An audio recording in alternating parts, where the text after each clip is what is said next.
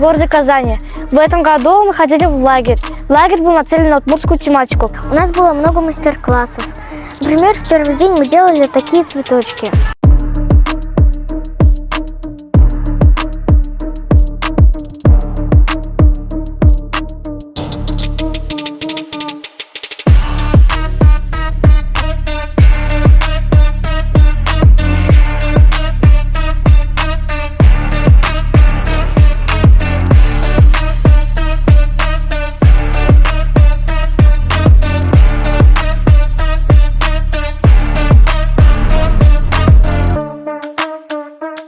Мне очень понравился, когда мне раздали вот такие вот шляпы и вот такие вот футболки. Айвина стяска бия брала, жива дрива басу варта.